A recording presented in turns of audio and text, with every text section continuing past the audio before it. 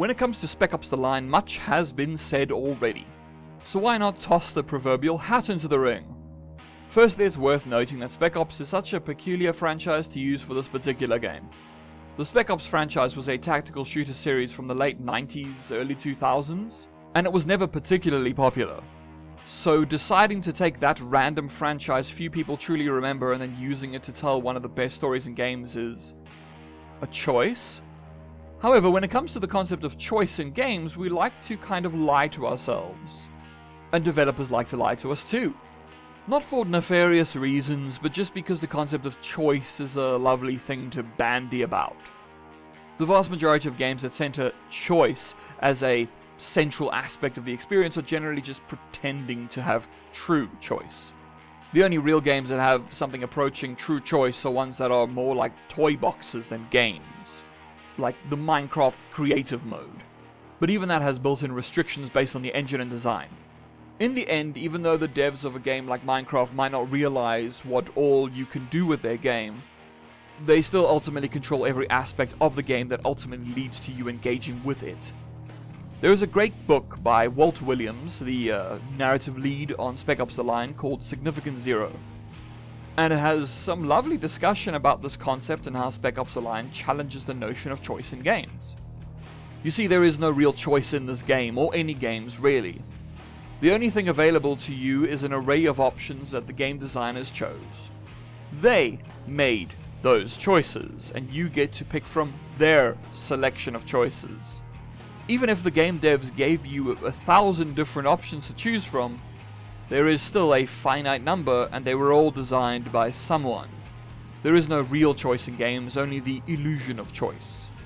You can see in some of the reception that Spec Ops The Line received at launch and over the years that this denial of choice is a sore point for some people. I am going to spoil a major event in the game, so if you haven't played it, I'd recommend playing it first. So the game's infamous white phosphorus scene is a divisive one.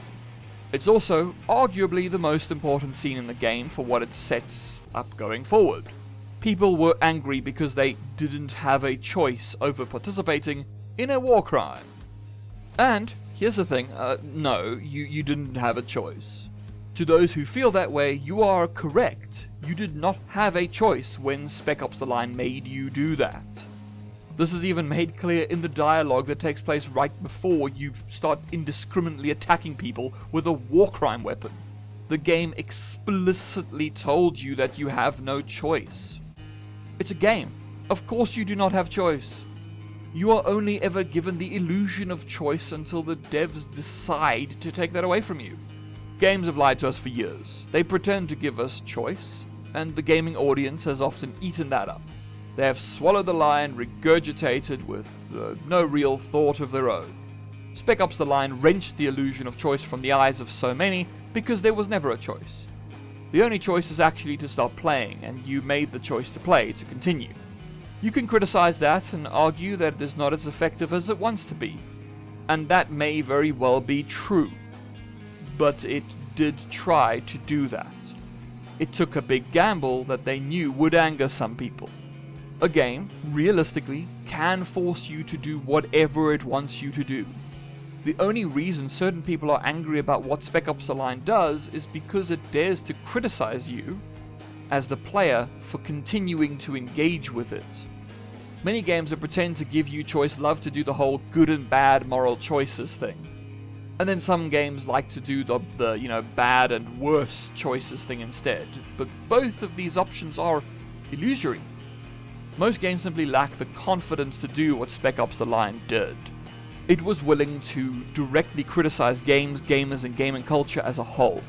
Many were extremely angry about that, and I understand why. It isn't nice when you're really into games that is an escapist thing, and then the game goes and makes you massacre people, which many games do, but it's usually fun. And then as soon as you're done with the massacre, it now tells you that you were bad for doing it. I don't want my art to have a point it's trying to make. I just want it to placate me into a mind-numbing sense of complacency.